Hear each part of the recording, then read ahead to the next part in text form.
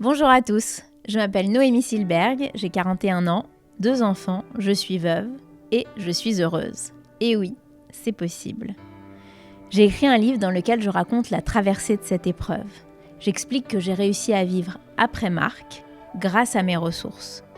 Les ressources, c'est ce qui est en nous ou autour de nous et qui nous aide à surmonter une épreuve. S'identifier, se sentir moins seul, soutenu, compris, c'est ce qui fait du bien quand on traverse une épreuve.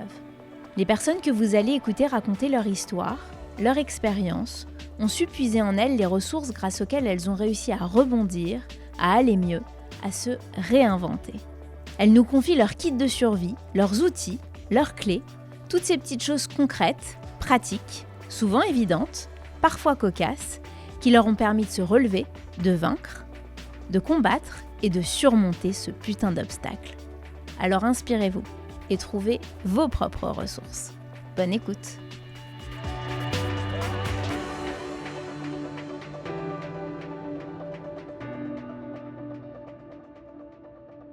Je voulais inviter Anne Goscinny dans Ressources depuis bien longtemps. Elle a perdu brutalement son père, René Goscinny, lorsqu'elle avait 9 ans. Aujourd'hui, elle-même auteure, elle se consacre à la mémoire de l'œuvre de son père. Pour préparer ce podcast, j'ai découvert 2 de ses ouvrages qui m'ont particulièrement marquée. Le bruit des clés, une lettre dans laquelle elle s'adresse à son père, et 1000 façons d'aimer, le très joli roman qu'elle vient de publier et que je vous recommande. Si j'interviewe Anne Goscinny aujourd'hui, c'est parce que je me suis identifiée à elle dans sa relation aux êtres qu'on a profondément aimés, qui ne sont plus, mais qui pourtant ne meurent jamais. Je suis donc ravie et impatiente de l'entendre me confier ses ressources, alors que l'on aperçoit depuis la fenêtre la statue de René Goscinny. Bonjour Anne. Bonjour. Est-ce que vous pouvez nous raconter votre épreuve, le décès de votre père, et surtout les ressources qui vous ont permis de rebondir et toutes les étapes par lesquelles vous êtes passée? Alors les épreuves, il y en a eu plus d'une. Il y a eu effectivement la disparition de mon père le 5 novembre 1977, alors que j'avais 9 ans. Ma mère est tombée malade 1 an avant, quand j'avais 8 ans, d'un cancer, dont elle-même va mourir 16 ans et demi plus tard, quand moi j'ai 25 ans et qu'elle a aussi 51 ans. Deuxième épreuve compliquée. Troisième épreuve, la mort de mon meilleur ami 2 mois et 1 jour après ma mère. Donc après tout ça, effectivement, la question des ressources me paraît fondamentale et légitime. Pour revenir à votre question, c'est-à-dire comment j'ai fait à 9 ans quand le chaos s'est abattu sur notre famille, sur notre maison, j'ai fait comme font les enfants. Les enfants de 1977 ne sont pas les enfants de 2024. Avoir 9 ans en 77, c'est bizarre, mais il faut presque réévaluer les époques et les âges comme on évalue les euros et les francs. Avoir 9 ans en 77, c'est peut-être avoir 5 ans en 2024. Parce que il y avait peu de chaînes de télé, il n'y avait évidemment pas Internet, il n'y avait pas d'images de mort, il y avait beaucoup moins de littérature pour enfants. Bref, de la mort en 1977, moi je ne sais rien. J'ai perdu ma grand-mère, la mère de mon père, en 76. Mais mes parents ont toujours entretenu une espèce de flou, parce que j'étais très proche d'elle, me disant qu'elle était partie très loin et que sans doute elle veillait sur moi et que c'est un peu comme si elle était là, sauf que je la voyais plus. Ce qui est une explication qui m'allait très bien. Pour mon père, j'ai dû m'inventer des histoires. J'ai dû me dire d'abord que pour avoir accès à lui, à sa parole, il faudrait désormais que je tourne les pages d'un livre, puisqu'il avait écrit beaucoup de livres, des bandes dessinées, des livres du petit Nicolas qui ne sont pas des bandes dessinées, mais en particulier beaucoup de bandes dessinées, d'Astérix, de Lucky Luke, Is No Good, etc.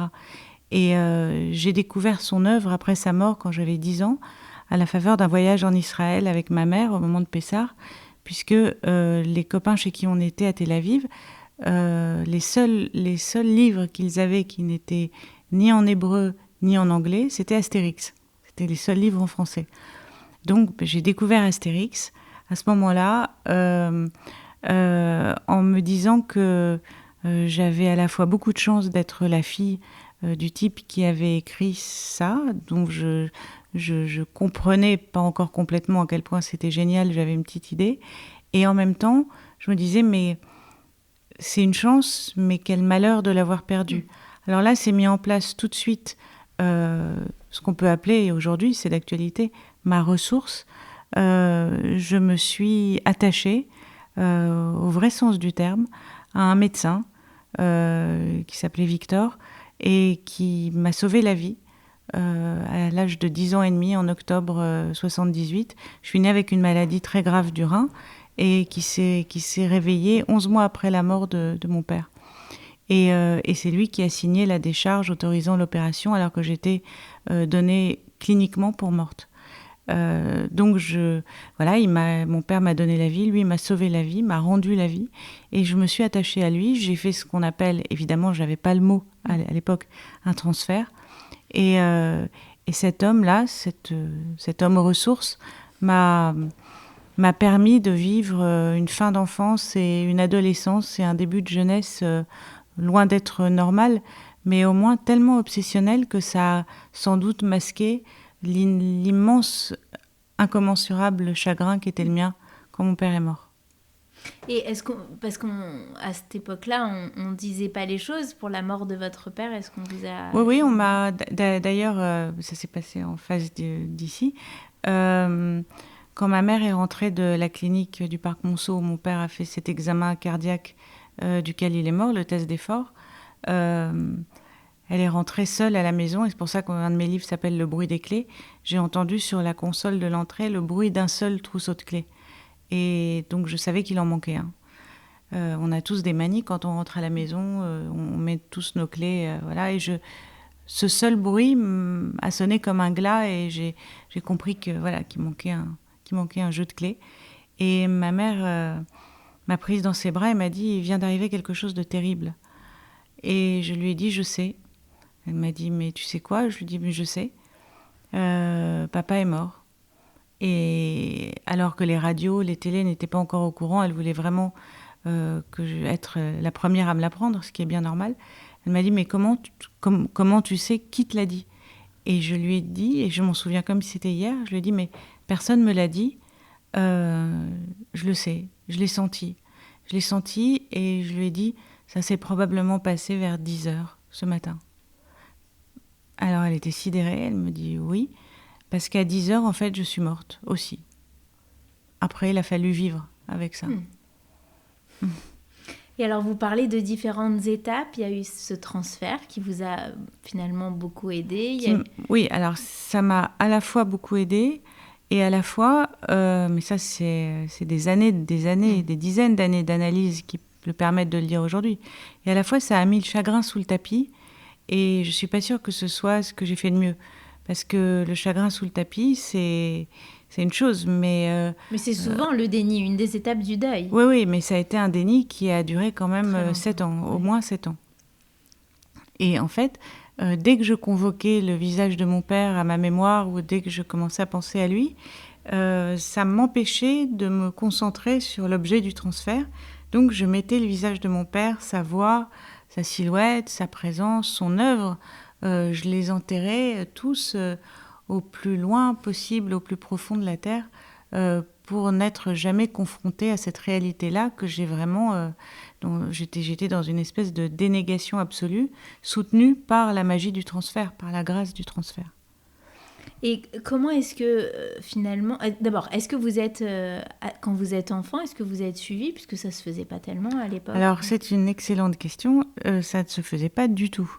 Et donc, j'ai passé mon enfance, enfin, à quel âge s'arrête l'enfant, je ne sais pas très bien, la mienne ayant été guillotinée à l'âge de 9 ans et quelques mois. J'ai passé mon enfance à faire illusion. Alors, j'étais très marginale. C'est bizarre pour un enfant d'être marginal, mais j'étais très marginale. J'écoutais toujours la même musique. J'écoutais des chansons françaises, toujours les mêmes. J'écoutais tout Brassens, tout Anne Sylvestre, son répertoire pour adultes, tout Barbara. J'ai eu une grande période Jean Ferrat. En fait, j'étais très branchée voix. Et Et en isolant dans ma tête différentes notes de musique ou différentes syllabes de ces voix-là, j'arrivais à les faire parler. Je m'étais construit une espèce de monstre imaginaire qui parlait quand je voulais qu'il parle, en fait. Et j'ai pas été suivie parce que quand j'étais en 6e, en 5e, mes résultats n'étaient pas très bons. Et ma mère était allée voir la prof principale en lui disant est-ce que vous avez l'impression qu'à l'école Anne va bien, et la prof principale, qui n'était pas la fille naturelle de Dolto et Cyrulnik, lui avait dit « Ah non, mais pas du tout, Anne va très bien, beaucoup mieux que les enfants de divorcer. Vous savez, c'est quand même beaucoup mieux de perdre son père plutôt que de voir ses parents se déchirer et divorcer. » Chose qui aujourd'hui, elle aurait pu être virée pour un truc comme ça. Mais à l'époque, ma mère a dit « Ah bah très bien, écoutez, si vous pensez qu'elle va bien, c'est qu'elle va bien. » En réalité, je me délitais petit à petit, mais je me délitais de l'intérieur. Et c'était très compliqué. Et puis aujourd'hui, j'ai 56 ans, j'ai des enfants qui ont 21, 23 ans. J'ai donc pu voir leur adolescence et tout ça. Et il faut dire aussi qu'à l'époque, dans les années 80, quand on était un adolescent un peu gros, aux dents pas terribles, avec des boutons, etc., il y avait peu de moyens pour rectifier tout ça. Aujourd'hui, regardez-les. Les ados sont plutôt beaux, en fait. D'accord, ils ont un peu tous le même sourire formaté par l'orthodontiste, mais il y a Zara, il y a H&M, enfin, je veux dire, il y a des marques qui fait que, pour pas forcément très cher, on peut s'habiller à la mode. À notre époque, nous, les enfants de 68, des années 60, bah, en fait, soit on était habillés en petite fille modèle ou garçon de bonne famille, soit c'était n'importe quoi. Et moi, j'ai vraiment souffert de cette apparence physique dont j'avais vraiment l'impression que rien n'allait, en fait. Mais je me délitais intérieurement et extérieurement, je me trouvais monstrueuse. Vous extériorisez des choses, vous parlez de votre père avec votre mère. Comment est-ce que vous le faites Non, je parlais pas de mon père avec ma mère parce que ma mère avait une théorie qui n'engageait qu'elle. Elle disait, voilà, c'est dans l'ordre des choses de perdre son père. C'est dans l'ordre des choses, indéniablement, hein. Mais c'est pas dans l'ordre des choses de perdre son mari à 35 ans. Donc, ils ont été mariés 10 ans. Et cette phrase-là condamnait ma tristesse. C'est-à-dire qu'à partir du moment où j'entendais ce qui t'est arrivé, c'est dans l'ordre des choses, forcément, moi, j'avais plus de munitions pour dire bah, peut-être mes 9 ans, c'est petit quand même. Donc, j'étais complètement... ça normalisait l'impensable. Ça normalisait l'impensable, exactement, c'est une jolie formule. Et puis surtout, ça nous mettait en concurrence, en compétition. Ouais. Son chagrin de femme et mon chagrin d'enfant, en réalité, n'auraient jamais dû être en compétition. Jamais, bien sûr. Et donc, je l'écoutais beaucoup. J'avais déjà une grande capacité d'écoute. Je l'écoutais beaucoup. Parler de son mari, parler de son deuil, parler de son chagrin dont elle est morte, parce qu'elle n'a jamais refait sa vie, malheureusement. Alors, si elle était là, elle vous dirait que c'était de ma faute. Ce qui n'est pas tout à fait faux. Quand elle avait un Jules, moi, je faisais la gueule parce que j'avais l'impression que le type remplaçait mon père. En réalité, un jour, j'ai compris que c'était mon intérêt vraiment qu'elle ait quelqu'un dans sa vie, mais je l'ai compris trop tard.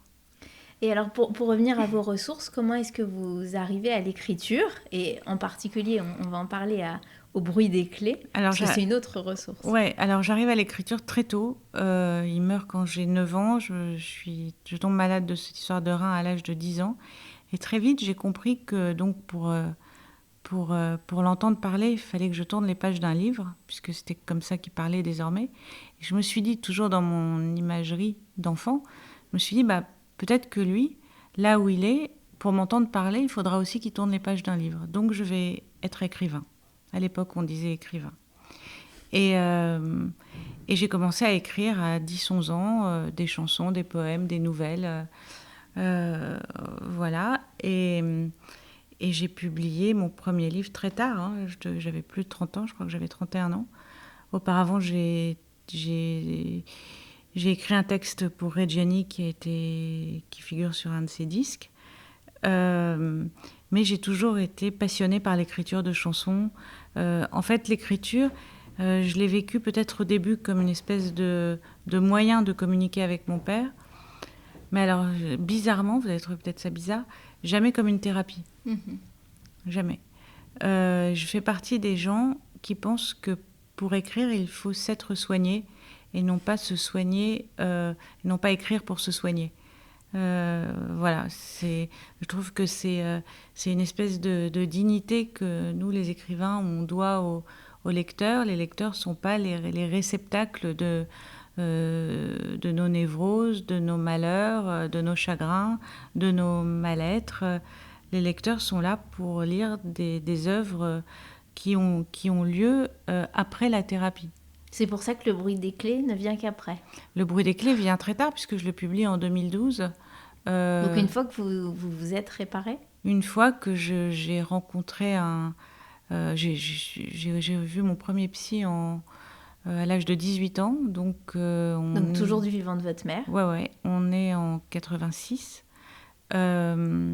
Et puis, j'ai jamais cessé de voir des psys.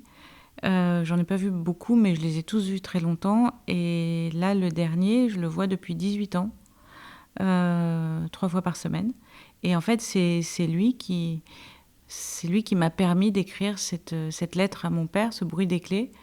Permis, non pas qu'il m'ait donné l'autorisation, puisqu'on n'est pas dans ce schéma ni dans ce rapport-là, mais je pense que petit à petit, il m'a fait prendre conscience que ce chagrin-là, que j'avais le sentiment de n'avoir jamais éprouvé grâce au transfert, grâce à ce mécanisme-là, il m'a aidé à soulever le tapis, et la poussière qui va avec. C'est jamais terrible de soulever les tapis, parce qu'on croit trouver quelque chose et on trouve 1000 autres choses. Et donc, il m'a aidé à aller voir sous le tapis, à déterrer tout ça et à en faire quelque chose. Est-ce que, même si vous considérez qu'écrire n'est pas une thérapie, est-ce qu'il y a quand même eu un avant et un après ? Est-ce qu'il y a eu, malgré tout, une forme de libération ou de... Non, les livres n'ont jamais été des libérations. Les livres ont été pour moi des parachèvements, des accomplissements, mais pas des libérations. La libération pour moi, c'est quand je sors d'une séance chez mon psy et que tout d'un coup, j'ai pu comprendre quelque chose, non pas découvrir quelque chose, parce que la psychanalyse, c'est pas un conte de fées non plus. C'est pas tout d'un coup, en parlant, on se rend compte de quelque chose. Non, comment j'ai pu peut-être comprendre une réaction, ou au contraire, ou peut-être même être plus indulgente avec moi, moins être dans le jugement permanent de moi vis-à-vis de moi. Enfin, voilà, la psychanalyse telle que moi je la vis et je la pratique a fait de moi l'adulte que je suis devenue, et la vieille dame que je ne vais pas manquer d'être. Et vous avez dit ou écrit, je l'ai lu, que vous ne pleuriez jamais. Est-ce que c'est parce que justement votre mère vous a mis dans cette position petite de dire toi, ce qui t'arrive, c'est normal ? Alors sans doute, parce qu'elle détestait que je pleure, parce qu'elle trouvait encore une fois que c'était pas légitime de pleurer. Mais en fait, je pleure de plus en plus, et je pleure pour des choses complètement bizarres. Par exemple, mes enfants qui sont très intelligents et très drôles, quand ils sont particulièrement drôles, et ils le sont, parfois j'ai des larmes dans les yeux. Alors ça les fait marrer, évidemment. Parce que je trouve extrêmement triste, j'ose enfin trouver extrêmement triste que mes parents ne les aient pas connus. Donc, vous disiez que votre père était la personne la plus drôle du monde. Oui, mon père était très drôle, ma mère l'était aussi, à sa façon. Et je trouve que, voilà, parfois je me rends compte que je pleure plus facilement.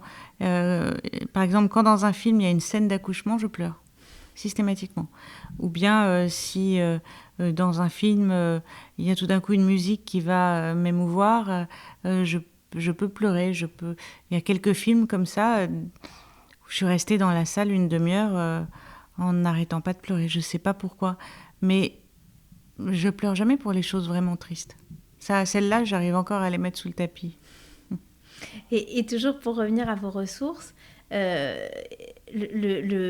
transmission, le fait d'abord de gérer, j'aime pas ce mot parce que surtout pour parler de ça, mais d'avoir les clés finalement de l'héritage de votre père, de sa mémoire, de toutes ses œuvres, est-ce que ça c'est une ressource pour vous, puisque ça fait partie de votre quotidien aussi, que vous partagez en famille d'ailleurs? Ça fait partie de mon quotidien que je partage pour Astérix avec Sylvie Uderzo. Non, je dirais pas que c'est, je dirais pas que c'est une ressource. Je dirais que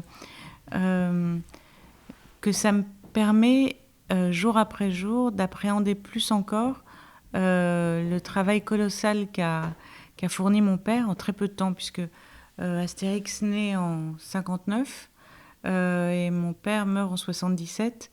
On va dire que à 35 ans, il devient célèbre, mais après, il a eu très peu de temps pour éprouver cette célébrité, pour en jouir.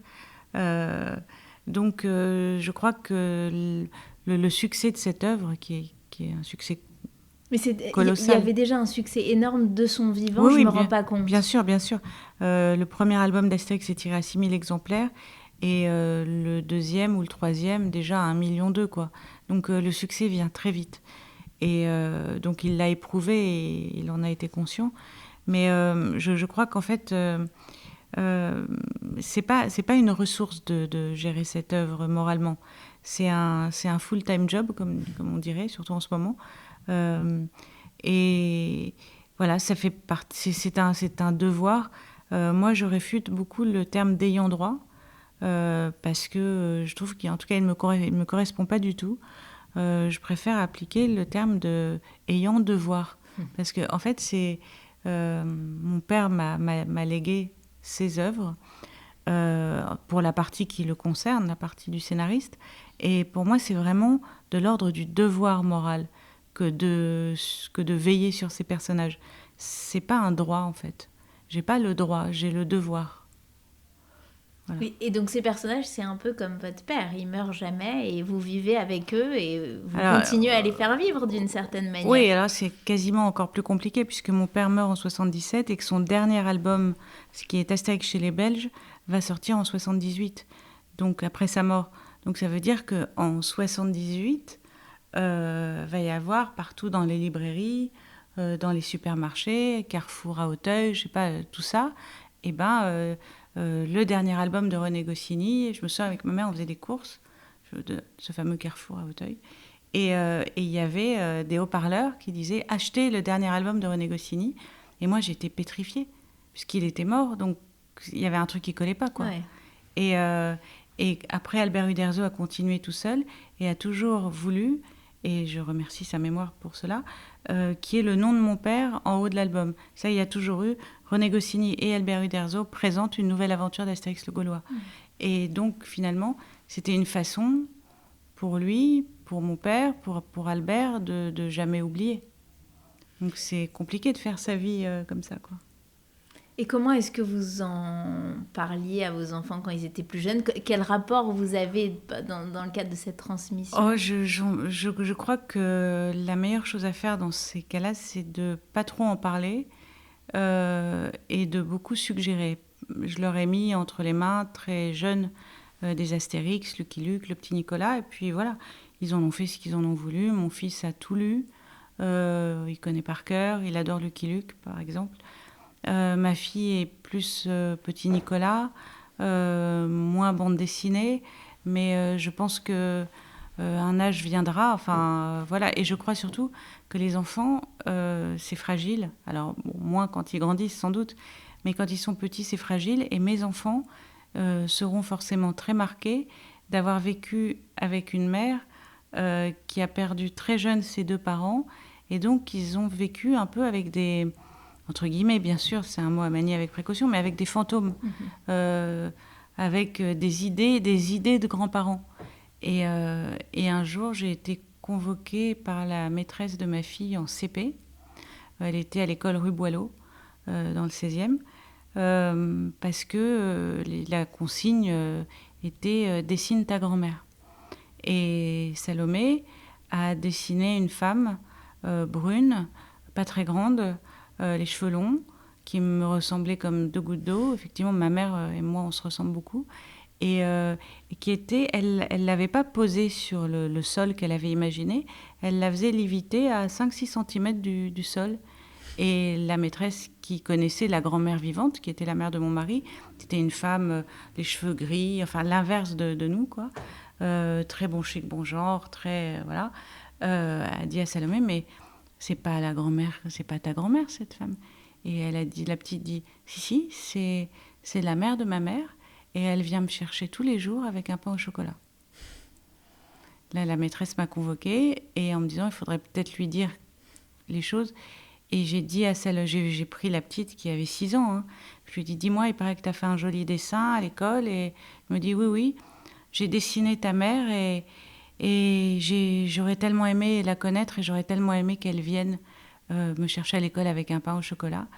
Et je dis donc, tu as dit à la maîtresse qu'elle venait. Elle m'a dit, bah oui, je me suis dit que peut-être en le disant, ça se passerait. Et j'avais trouvé ça tellement touchant que j'ai jamais osé lui dire, écoute, ne montre pas ce dessin à la grand-mère encore vivante parce qu'elle pourrait mal le prendre. Mais c'est surtout le fait que le personnage était à 4-5 cm du bord de la feuille. Et ça voulait dire qu'elle avait absolument tout intégré. Mais voilà, donc mes enfants, ils ont vécu avec des grands-parents qui les regardent de loin, qui veillent sur eux. Je pense que je pense que c'est la plus grande douleur en fait. La douleur de perdre ses parents très très jeunes, comme ça a été mon cas, elle est immense. Mais la douleur d'avoir des enfants qui ne connaîtront jamais ses parents, qui n'étaient pas là au mariage, qui n'étaient pas là aux accouchements, qui n'étaient pas là pour la robe de mariée, bref, qui n'étaient pas là, quoi, qui ont raté tout ce que la vie a fait en moi de femme, quoi. Cette douleur, elle est infinie. Là, on peut me mettre, je pense, les meilleurs psys de la Terre. Cette douleur, elle est incrustée. Cette douleur s'éteindra pas. Et paradoxalement, est-ce que vous diriez que vous tirez de la force de ces épreuves, de ces drames Est-ce que vous... Non, je dirais pas que je tire de la force. Je dirais que... Parce que vous avez parlé de vos différentes épreuves, de votre père, de votre mère, puis de cette amie dont vous avez écrit dans votre dernier, dont vous parlez dans votre dernier roman. Est-ce que justement les ressources que vous développez au début, elles vous servent à encaisser ces épreuves qui viennent au fur et à mesure? Non, je pense que le proverbe le plus con de l'histoire, c'est ce qui ne vous tue pas vous rend plus fort. Parce que moi, je pense que les épreuves, ce qui ne vous tue pas, vous fragilise un peu plus. Et souvent, je me compare à un vase qu'on a laissé tomber, qu'on a rafistolé, qui fissurait. Alors d'accord, le vase, il fait encore son office, puisqu'on a tellement bien recollé les morceaux qu'on peut mettre de l'eau dedans, mettre des fleurs dedans, et qui fait son office de vase, et que même si on ne regarde pas très précisément les fêlures, les fissures, on ne les voit pas. En revanche, si on le refait tomber, là, il est explosé pour de bon. J'avais un des psys que j'ai vu qui était extraordinaire, qui s'appelait Pierre Félida, que j'ai vu pendant 7 ans. La première fois que je le vois, je lui raconte mon histoire. Ma mère venait de mourir et mon ami venait de mourir. Et je lui ai dit, vous savez, j'ai l'impression que ma vie, c'est un champ de ruines, en fait, qu'il y a des ruines partout. Où que je regarde, il y a des ruines. Il m'avait fait cette phrase merveilleuse. Il m'avait dit, mais vous savez, ce qui rend les ruines belles, c'est l'herbe qui repousse. Et à 2, on va semer de l'herbe. Et vos ruines, vous pourrez les regarder. Il m'avait dit, je me souviens, je ne peux pas vous dire que les ruines ne sont pas là. Elles sont là. Vos parents, ils sont vraiment morts. Votre ami, il est vraiment mort. Mais je vais faire en sorte que vous puissiez les regarder en face, les ruines. Et ça, c'est vraiment une phrase à laquelle je pense quasiment tous les jours. On passe au questionnaire ressources. Ouais, je vous avoue que je n'ai pas regardé le questionnaire avant. On va le découvrir ensemble.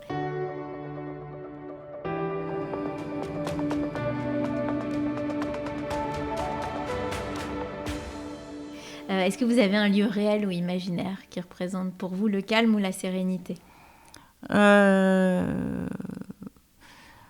Oui, réel, sans doute. Ma maison du Midi, à côté de Saint-Rémy-de-Provence, qui était la maison de ma mère. Où j'ai une chambre qui donne sur le jardin, qui représente le calme.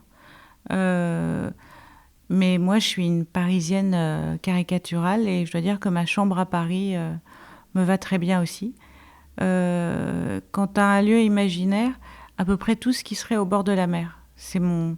Voilà, j'adore la mer, qu'elle soit Méditerranée ou Atlantique. J'adore la mer et au bord de la mer, j'ai l'impression, alors là, le mot va vous plaire, de me ressourcer, même avec les pieds dans l'eau, même si c'est pour quelques heures à Deauville, mettre les pieds dans l'eau de la mer, voilà, je me sens tout de suite régénérée, ressourcée. Est-ce que vous avez un mantra ou une philosophie de vie ? Non, une philosophie de vie, c'est... je ne sais pas si c'est une philosophie, c'est une certitude. C'est que je me réveille tous les matins en me disant mes enfants sont en bonne santé, mes enfants sont vivants, mes enfants ne sont pas malades, ils n'ont pas été victimes d'aucun enlèvement, d'aucune guerre. Voilà, ça me suffit en fait. C'est pas une philosophie très intellectuelle, c'est très pragmatique. C'est moi qui ai vécu avec le cancer de l'âge de 8 ans à l'âge de 25 ans. Je sais ce que c'est que se réveiller avec une mère très malade qui dit bah voilà, aujourd'hui je vais faire un scanner, je saurai donc si j'en ai encore pour 3 semaines ou pour 2 mois. Je connais l'échéance. Je sais ce que c'est que lire un bilan sanguin et savoir bah voilà, ça va s'arrêter, là ça va s'arrêter. Les gamma GT sont au plafond et il n'y en a plus que pour 3 jours, quoi. Donc moi le matin je me réveille en me disant ils sont en bonne santé. Et vous savourez la chance que vous avez. Et je savoure la chance que j'ai, surtout depuis le 7 octobre. Est-ce que vous avez un objet de votre père en particulier qui vous donne de la force Un objet de mon père, sans doute sa machine à écrire, sur laquelle il a écrit absolument tous ses albums, Astérix, Lucky Luke, tout, qui est une vieille machine américaine, une Royal Keystone. C'est un objet qui symbolise mon père, puisque c'est un objet qui fait du bruit, puisqu'aujourd'hui, bon, bah forcément, nos ordinateurs portables sont hyper silencieux. Mais à l'époque, enfin, vous avez dû voir ça dans des films, les machines à écrire faisaient beaucoup de bruit. Et ce bruit-là symbolisait mon père quand je rentrais chez nous, quoi. Et c'est le bruit de votre enfance. C'est le bruit de mon enfance. Et ma mère a donné cette machine, le musée d'Angoulême a pris cette machine à écrire, le musée de la bande dessinée. On n'a jamais trouvé d'acte de donation, donc le musée d'Angoulême de la bande dessinée m'a rendu cette machine à écrire, qui est chez moi, sur la cheminée. Et quand on me la demande pour une exposition, je ne la prête pas. Je ne veux plus jamais qu'elle s'éloigne de moi, cette machine. Est-ce qu'il y a une rencontre marquante que vous avez faite à la suite de cette épreuve-là ou d'une autre ? Sans doute la rencontre avec ce médecin, puisqu'encore une fois, il m'a sauvé la vie. Et puis, il m'a permis de me construire, de me reconstruire. Encore une fois, avec les défauts que ça a, le transfert. C'est-à-dire que le transfert, c'est une illusion. Mais quand même, je pense que sans lui, si j'avais pas mis le chagrin sous le tapis, je pense que mon adolescence aurait été dramatique. Donc oui, cet homme, il s'appelait Victor.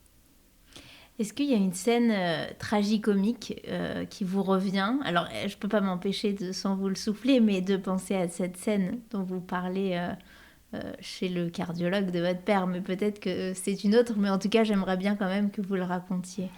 Alors non, c'est pas cette scène, je peux vous la raconter. Je suis allée chez le cardiologue de mon père à l'âge de 18 ans, à la clinique du Parc Monceau, là où il est allé un matin de novembre faire le test d'effort pour le check-up de la cinquantaine. Et je suis allée le voir avec un grand manteau de ma mère avec des grandes poches. J'avais pris rendez-vous sous le nom de jeune fille de ma mère. Et donc, il m'a vu arriver, et je lui ai dit qui j'étais. Il m'a dit « Je pensais bien que vous viendriez un jour ». Et j'avais la main droite dans la poche droite. Et je lui ai dit « Bah voilà, je suis venue vous buter. J'ai un flingue et je suis venue vous buter parce que vous avez flingué nos vies, quoi. Celle de ma mère, veuve à 35 ans, et la mienne, orpheline à 9 ans. Donc, il n'y a pas de raison que votre femme et vos enfants ne subissent pas la même chose. » Quand on a 18 ans, alors Rimbaud disait 17 ans, on n'est pas sérieux. Mais je crois qu'il y a cru quelques secondes, je suis sûre même. Il a essayé d'appeler, de mettre une main vers son téléphone. Et je lui ai dit non, ne touchez à rien, parce que sinon c'est tout de suite. Puis au bout de quelques minutes, qui lui ont paru sans doute très longues, je me suis levée et je suis partie. Mais c'est pas ça qui me revient. C'était à une dédicace d'un de mes romans. Il y avait mon nom au-dessus de ma tête. Et il y a un petit garçon qui devait avoir, je sais pas, 8 ans, qui s'approche de moi et qui me dit mais vous êtes la fille de René Goscinny qui a écrit Le Petit Nicolas ? Je dis oui, oui. Oh, il me dit je suis tellement content de vous voir. Quand vous rentrerez, vous lui direz, c'était il y a 10 ans, hein, vous lui direz que je l'admire beaucoup et vraiment vous le remercierez parce que moi j'adore Le Petit Nicolas, ma mère elle me le lit et tout. Je me sentais pas dire à ce gamin que non, je lui dirai pas. Et je lui dis, je te promets, je lui dirai.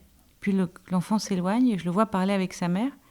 Et je vois que c'est lui qui parle et qu'elle répond. Et je me dis, la mère a dû lui dire, tu sais, René Goscinny n'est plus de ce monde. Et le gosse revient vers moi et je suis persuadée qu'il va me dire, je suis désolée, etc. Et il me dit, écoutez, j'ai réfléchi, finalement ne lui dites rien parce qu'il doit en avoir marre des compliments.